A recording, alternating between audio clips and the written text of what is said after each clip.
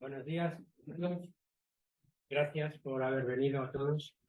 Hoy tenemos una conferencia dentro del ciclo de Correo Marítimo de la Sociedad Filatélica de Madrid, que está basada en cuatro pequeñas mini conferencias de ver unos objetos postales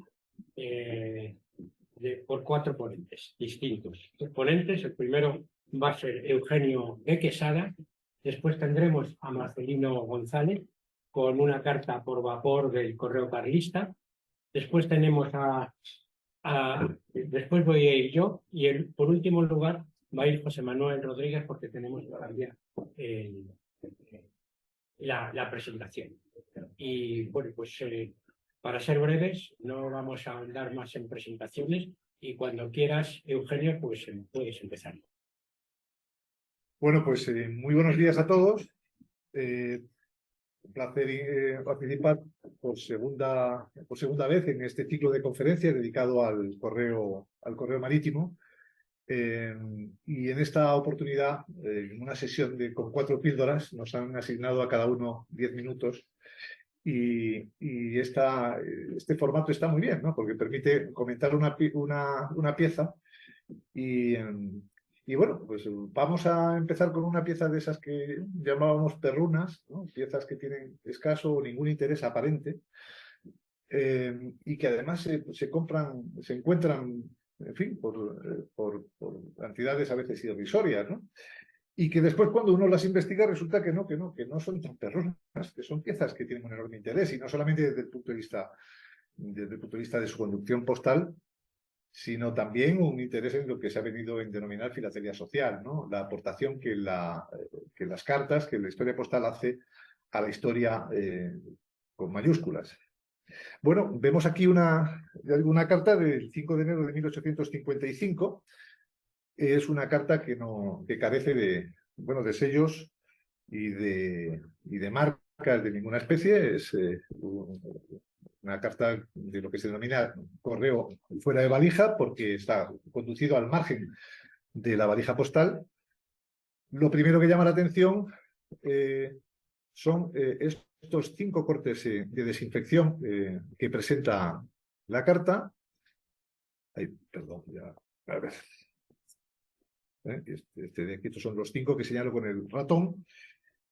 Como vemos, tiene una indicación, una inscripción manuscrita en el margen inferior izquierdo, que como sabéis es el lugar habitualmente utilizado para las indicaciones o las inscripciones de carácter postal, en la que leemos suplicada para mi amigo D.J. Iniesta, ¿no? Con H.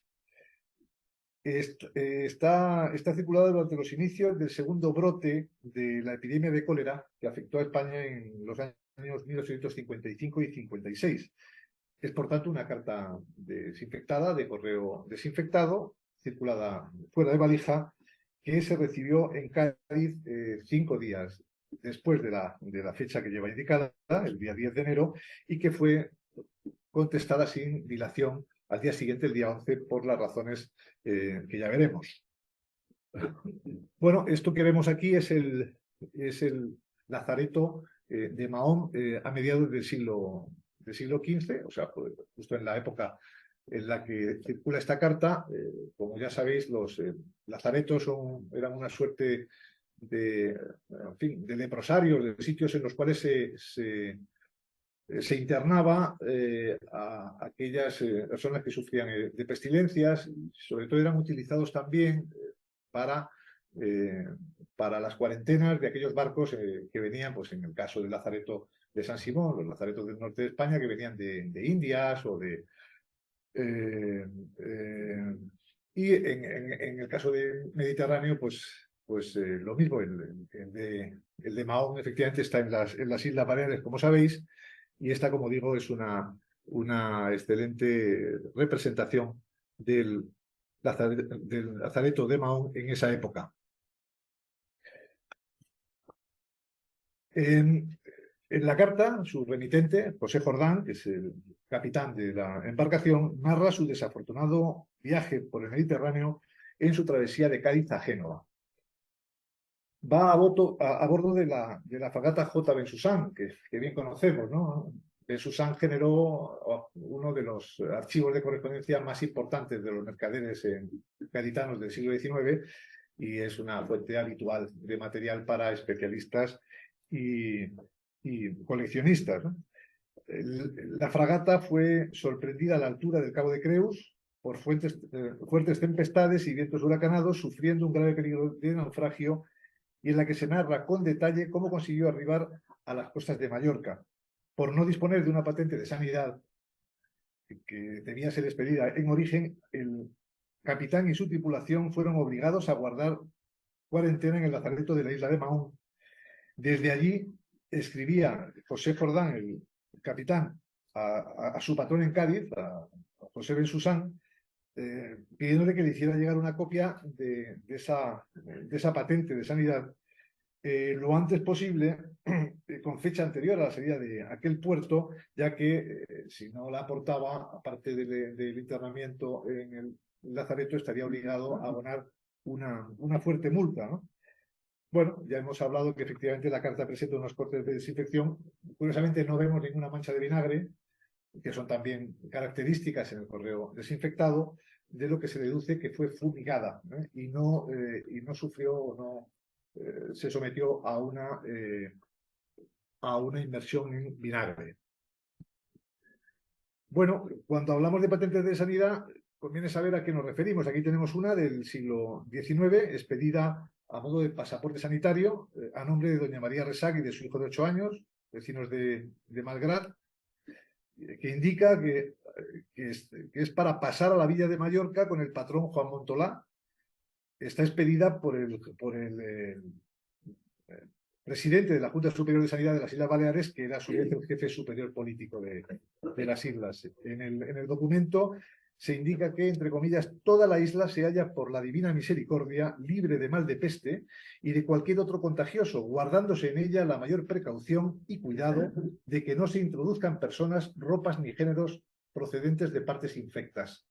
En la parte inferior, en la imagen inferior izquierda, vemos un embarque, ese manuscrito. Bueno, aquí vemos la pieza completa, con la data, con la anotación de archivo.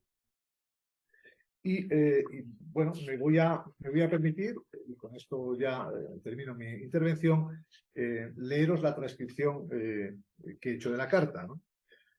Para dirigida, como digo, a José Bensusan en Cádiz, y dice: muy señor nuestro, me es muy sensible el participarle esta cuan desagradable noticia de mi arribada a este puerto en un todo destrozado, pues la fatalidad de los tiempos lo ha querido así.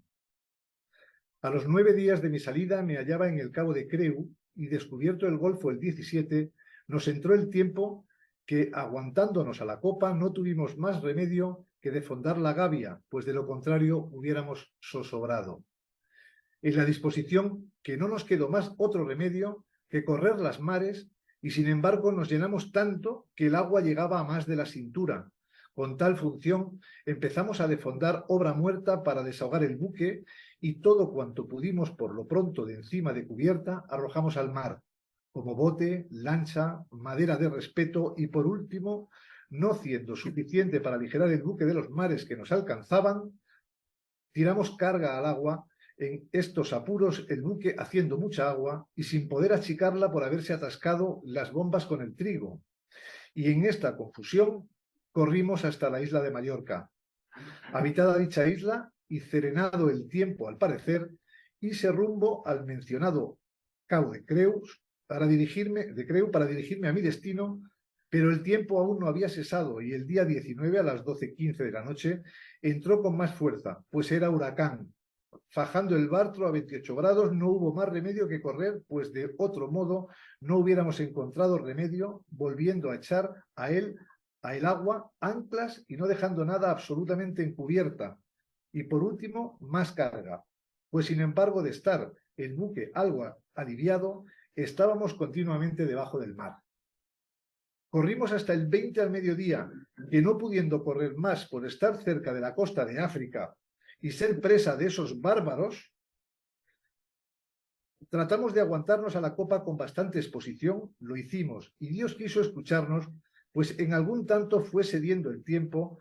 En este estado hemos permanecido entre la Cerdeña y el África 11 días, sufriendo temporales uno tras otro, siempre con la esperanza, cuando el tiempo nos fue favorable, para tomar el primer puerto, pues ya no nos era posible en el estado que se encontraba el buque, abierto por la proa, cortados trancaniles, sin dar agua a las bombas por lo dicho del trigo, la tripulación rendida, algunos hasta baldos, por cuyo motivo hemos logrado con bastante trabajo tomar hoy día de la popa.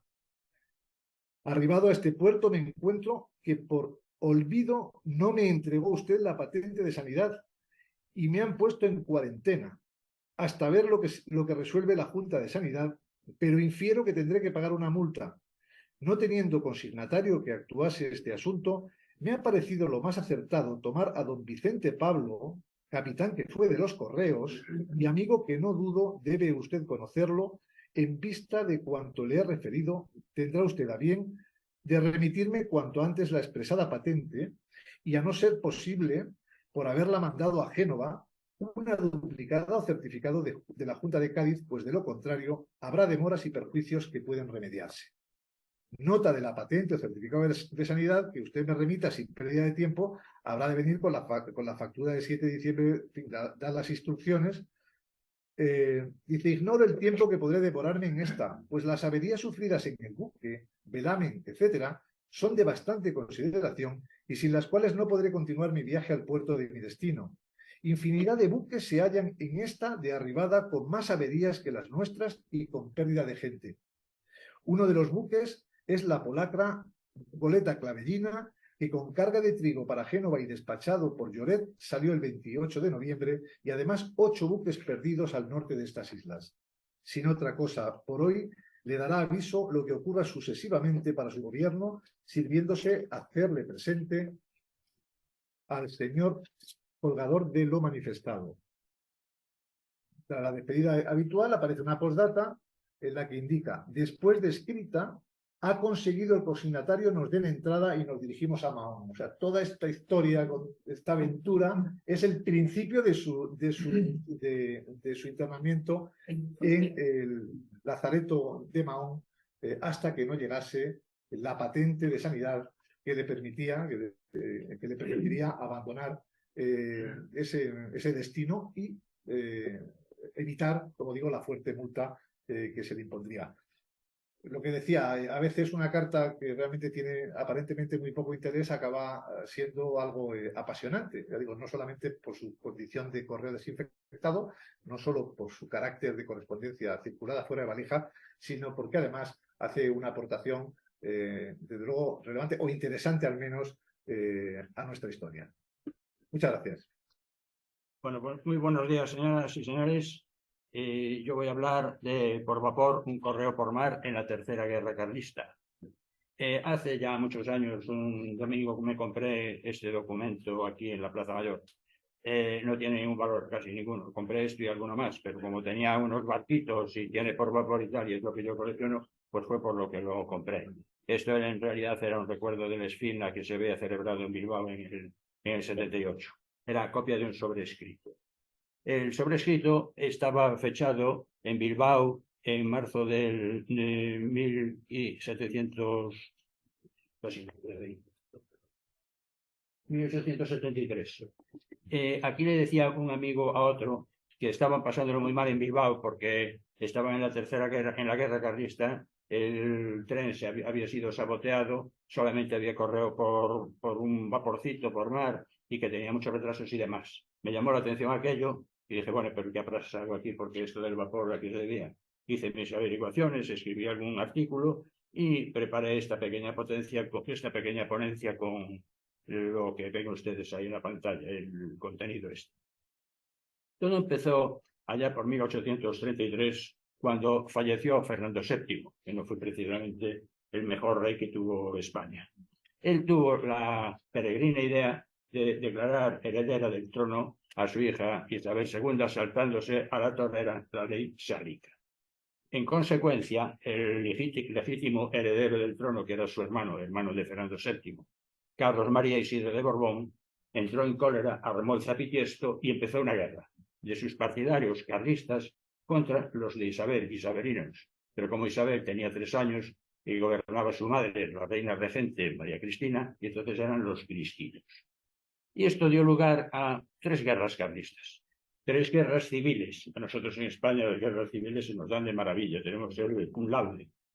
Estas ocuparon bastante parte del siglo XIX y se dirimieron en la esquina esa que ven ustedes ahí en la pantalla, norte y nordeste. Hubo una primera guerra, una segunda guerra, y la tercera guerra es la que nos interesa porque fue cuando se produjo esto del por vapor. Los reyes carlistas, siguiendo la línea dinástica, fueron Carlos V, Carlos VI y Carlos VII, que fue el de este sin vapor. Menos mal que se llamaron Carlos y entonces llamamos guerras carlistas, porque si tuvieran nombres diferentes hubiera sido un jaleo. Es un detalle. Cuando se produjo esta tercera guerra carlista, Isabel II ya no estaba en el trono, porque la revolución del 68, la gloriosa, la puso de patitas en la frontera. Bien, y en esa época fue cuando entró en liz Carlos VII, duque de Madrid, que desde abril del 72 al 28 de febrero del 76, que fue cuando fue vencido y se tuvo que ir al exilio, pues estuvo aquí organizando su reinado. Además tuvo un reinado ahí en la parte nordeste, pues con su infraestructura, su servicio postal, sus sellos de correo, sus monedas, como si fuera un reino de verdad. Le duró poco y siempre guerra, claro. En esa época, el gobierno central, el gobierno de España, digamos, pasaba por 3 etapas. Amadeo I de Saboya, la Primera República y después la vuelta a la monarquía con Alfonso XII.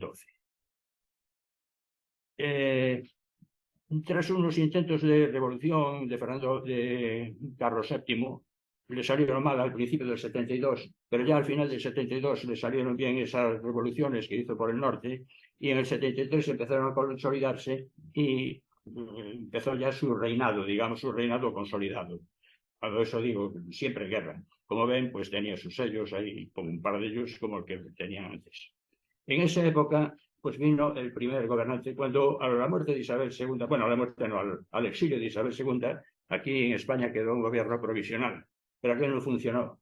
Entonces decidieron venderle la burra a Amadeo I de Saboya y dijeron, vete para España, que ellos es estupendo, sol, toros y tal, no sé qué. Él se vino para aquí y le estalló en las narices la tercera guerra carlista. Dijo, estos españoles están como cabras. Es que además empezó el levantamiento en Cuba, que luego iba a terminar con su independencia. La política, la inestabilidad política era terrible y encima le hicieron el vacío total en la corte. O sea que duró poco. El 11 de febrero del 73 hizo las maletas, se largó y al parecer dicen que dijo aquello de españoles los dejo por ingobernables y se marchó. Entonces vino inmediatamente la Primera República. La Primera República, ahí ya ardor patriótico, ahí el gobierno por el del pueblo y tal, empezaron a discutir los unionistas y los federales. Ganaron los federales. Los federales son los que querían tener ya el gobierno ese del pueblo por el pueblo y cada uno una república en la puerta de su casa, igual que Ikea. Y ahí empezó las revoluciones cantonales, que un pueblo le declaraba la guerra al otro, al pueblo de enfrente, y así nos divertíamos. En el siglo XIX el que se aburría era porque quería. Y en esa estábamos.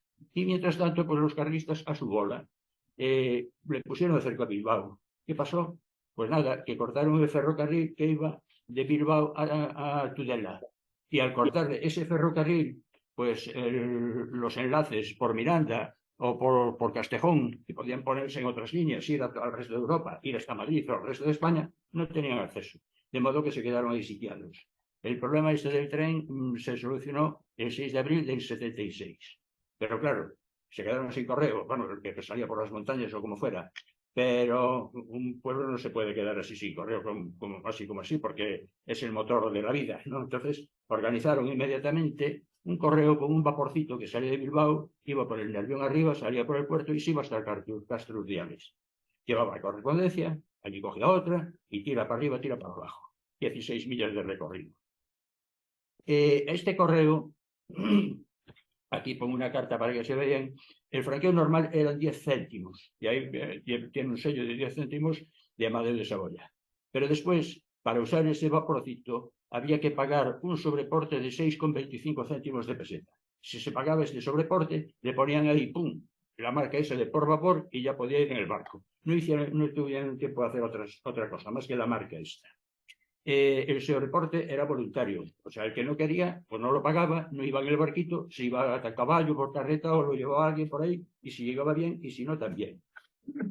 Quedó en las disposiciones que hicieron ahí sobre la marcha, dijeron que para entregar estas cartas con el sello y tal, había que entregar las cartas en la tienda de la viuda de Francisco Alberca, Plaza Nueva, Bilbao. Ahí se entregaba la carta con los 10 céntimos y tal, ahí se pagaban los 6,25 céntimos, le ponían el tampón, se iba en el barquito, y el barquito río arriba, al avión, iba y volvía y tal.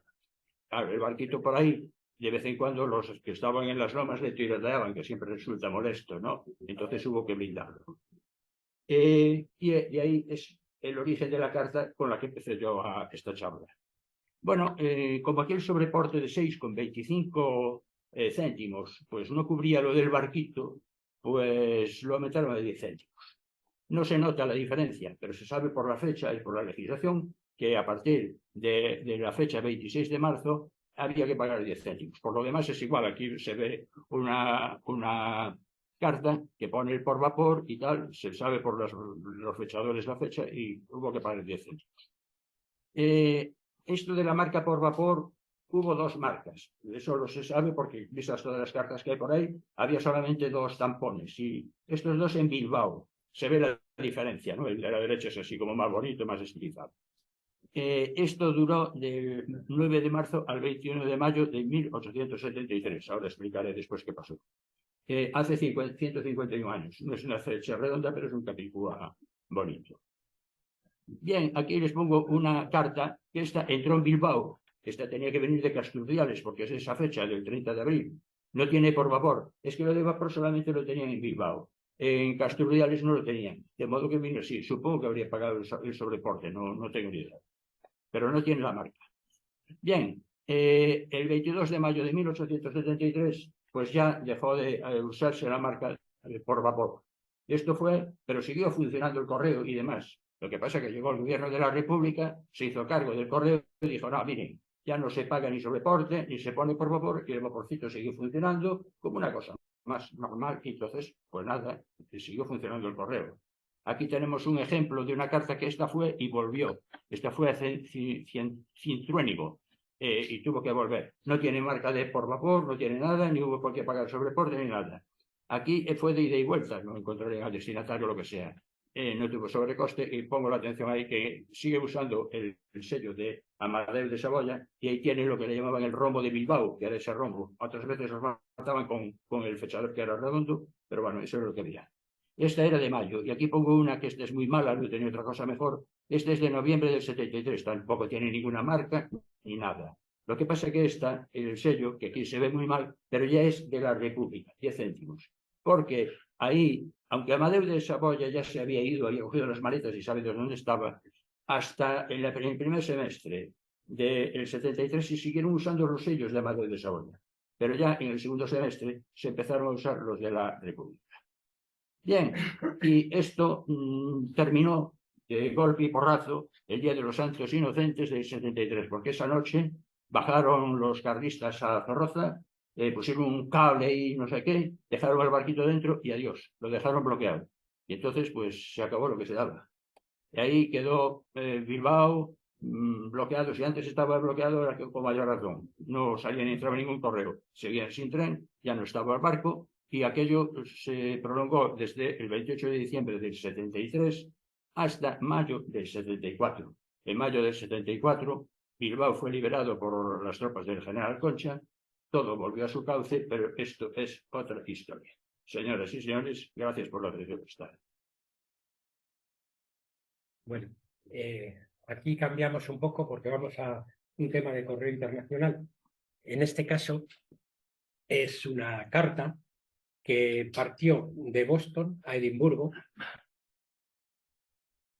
Esta es el frente de la carta y este es tal cual existe hoy y este es el dorso de la misma.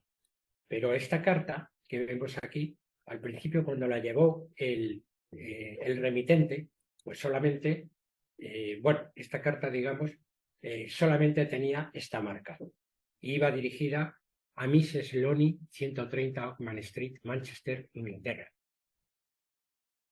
esa era la dirección a la que iba. Las demás cosas marcas que vemos por encima, pues se fueron poniendo posteriormente.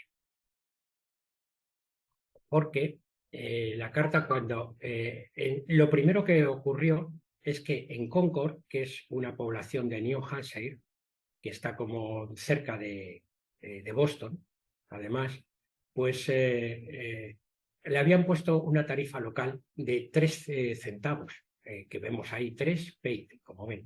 Pero, si vamos hacia atrás, aquí 3 paid, pero lo primero que hicieron entonces, se dieron cuenta enseguida, y lo que hicieron fue poner un anulador a ese 3 paid y añadirle aquí arriba las marcas paid 24, que era la tarifa internacional que se correspondía a 2 chelines, en moneda británica, digamos, ¿no?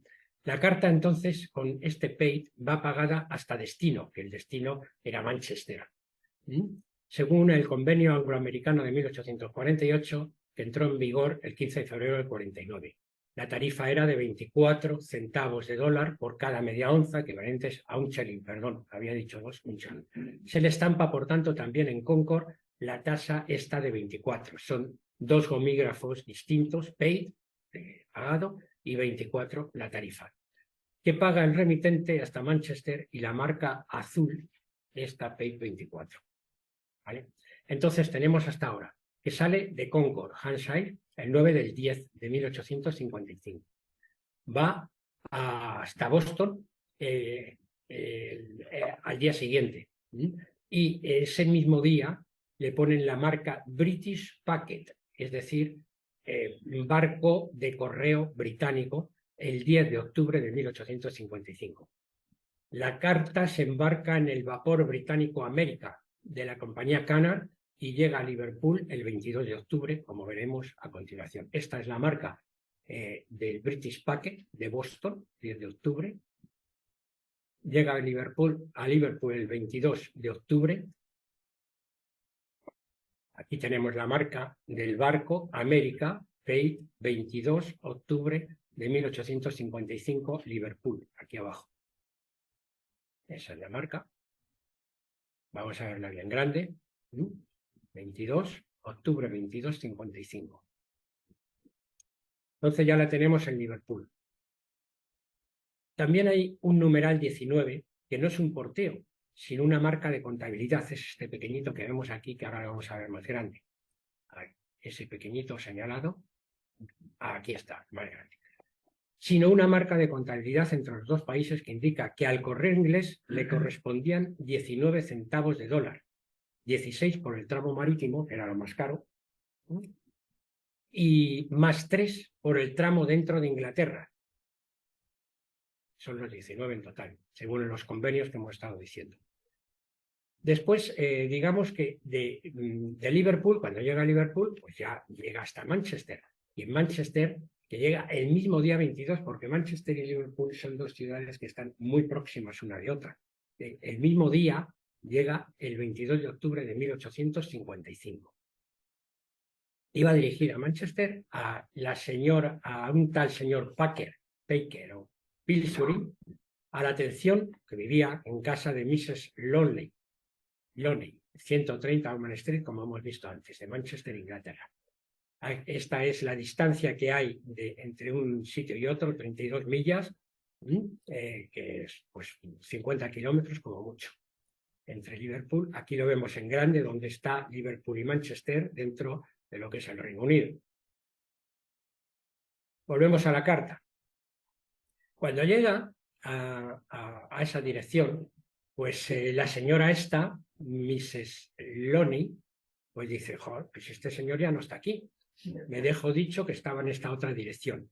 Y entonces lo que hace es tacha todas las direcciones, las tacha, y dice, le pone un sello de un penique para echarlo al correo, que es este sello que vemos aquí, y le pone una nueva dirección, Mrs. Money, que es lo que aparece aquí. A ver. Mrs. Money and Fox at home, que quiere decir y parientes en la casa. Y la remite, esto lo pone la señora Loney también, la remite a Edimburgo y la echa al correo. Cuando la echa al correo, pues el correo británico le pone la marca de matasello, digamos, de Manchester, porque todo esto todavía estamos en Manchester. Y le pone el correo el mismo día que se recibe en Manchester por la señora Loney, le da tiempo a llegar al correo el 22 de octubre de 1855. Para los que les interese los matasellos británicos, es un matasello experimental de 1855, de los primeros que hubo, conocidos como duplex, que se nacieron este año. Hasta esta época, y desde 1844, después de haber estado usando la famosa Cruz de Malta, pues se utilizaron anuladores de este tipo, solo de este tipo, identificativos del pueblo dentro del Reino Unido. En este caso, Manchester era el 498. Pues bueno, pues a partir de 1855 hicieron el experimento de coger los fechadores de llegada para no tener que dar dos veces la misma impronta, y lo unieron al anulador, con lo cual se inventaron el matasello tipo que se conoce como duplex. A partir de entonces, pues ya hubo muchos duplex, pero no eran experimentales como este, que lo que se había hecho es pegar las dos marcas postales, digamos. Bueno, para hacernos una idea de dónde tenía que dirigirse la carta, pues primero fue de Liverpool a Manchester, de Manchester había que enviarla a Edimburgo, que está a unos 400 kilómetros. Y llegó a Edimburgo el mismísimo día siguiente, el 23 de 10 de 1855, como vemos en esta marca que tenemos aquí, octubre 23 de 1855. En esa época el correo funcionaba, no era como, aquí en España también, no era como hoy en día, que no se sabe si va a tardar 2 días, 3 o una semana. Bueno, y por último terminar diciendo que en 1840, para definir la compañía esa que lo llevaba, la compañía América, que llevó la carta, un vapor movido por palas y que también disponía de velas de nombre Britannia, inauguró la línea que uniría a Liverpool con los Estados Unidos. Desplazaba 1.135 toneladas y pertenecía a la compañía de vapor de Norteamérica y Gran Bretaña, ese nombre que vemos ahí, British and North American Royal Mail Steam Company, conocida popularmente como línea de navegación Canal, debido a que fue fundada por ese señor Samuel Canal. Y seguía operando en ese año que hemos visto de 1855. Bueno, todos estos datos, para el que esté interesado, se nos ha extraído de una publicación que tiene la norteamericana Philatelic Classic Society en 1888, en los que vienen todos los barcos de los años de 1840 a 1875 que cruzaron el Atlántico Norte. Es de 2 autores, de Havard and Winter, y está en libre disposición para el que esté interesado en ellos en la web de la Great Britain Philatelic Society. Seguramente hay que escribir eso en el navegador y te sale esa web. Y bueno, y también recordar mi agradecimiento a el próximo ponente del correo que vamos a tener en una conferencia, la última que va a ser ya de correo marítimo, a Jaume Balcells Padrós, que es coleccionista residente en los Estados Unidos, por sus indicaciones para el crecimiento de las tarifas estadounidenses, esas que hemos visto de 24 y de 19, lo que se queda uno y lo que se queda otro, que es un experto en estos temas. Y hasta aquí hemos llegado. Pues muchísimas gracias. Bueno, aquí voy a presentar y voy a hacer la colación, el comentario que ha hecho Eugenio al principio, de que hay cartas que aparentemente no tienen interés, pero desde luego sacándole cuenta lo tiene. Entonces, pero lo tiene para aquel que lo disfruta, claro, como siempre. Esto que os voy a presentar son unos cuantos enteros postales que, desde luego, desde la óptica del entero postal son enteros bastante comunes. Lo que es singular es su circulación o otras características que veremos a continuación. Para gran desesperación de los que exponen a nivel internacional colecciones de enteros, pues estos aspectos de circulación no son valorados. O sea, digamos, todo eso. Muy bien.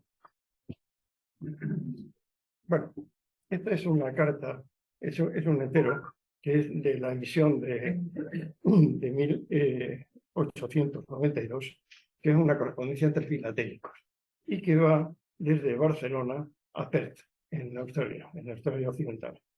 Bueno, pues sale de Barcelona, como decimos, el día 9 de marzo del 98 y llega al puerto de Albany el 15 de abril. Es decir, ese mismo día tiene una marca que ahí es de un ambulante, el Traveling Post SRA. Y desde Albany va por ferrocarril hasta Perth, que está a 400 kilómetros. Esta carta lo único que tiene desde el punto de vista filatélico y de enteropostal entretenido, interesante, es que es aunque ahí en la pantalla no se ve bien, la cartulina es de color salmón. Y la cartulina de color salmón pues se empezó a circular en ese mismo año 1998. Concretamente, en los catálogos pone en abril, pero no, esta se circuló como en marzo. Esta carta tiene para mí, tiene para mí un interés especial porque fue objeto de un regalo que me hizo mi admirado Raymond Todd, australiano, con el que coincidí en algunas exposiciones en un tipo de juro de enteros postales. Y entonces me la envió. Pero me la envió estudiada con un nivel de detalle que yo no podía imaginar. Aquí él recurrió a un amigo suyo, experto en todo este tipo de circulaciones, y fijaros, aparece que aquí usa con toda precisión el vapor Roma, que fue construido por Caira, no sé qué, y tenía otro hermano que era el Cartago. Eran barcos correos de 5.000 toneladas y bueno, fueron los mayores barcos postales de su tiempo. Después le cambiaron el nombre de Victus y, en fin, acabó siendo desguazado en el año 1913 en Italia. El viaje que nos referimos, que es el que interesa, pues que fue el itinerario que recorrió el buque, es que este buque salió de Londres el 11 de marzo. Bueno, y paró en Gibraltar, y ahí donde posiblemente, bueno, seguro, por las fechas y los barcos que tuvo en la época, pudo coger este entero y circularlo hasta Albany, que era el puerto del cual llegó. El itinerario, como veis aquí con todo detalle, pues pasó por Gibraltar el 15 de marzo, por Malta el 19, 4 días, por Brindisi, en Italia, el 20 de mayo, el 20 de marzo, y por Port Said de la entrada del canal de Suez el 21 de marzo. Después de pasar, hace también escala en Adén, ya en Yemen, el 28, llega a hacer también escala en Ceilán, en Colombo.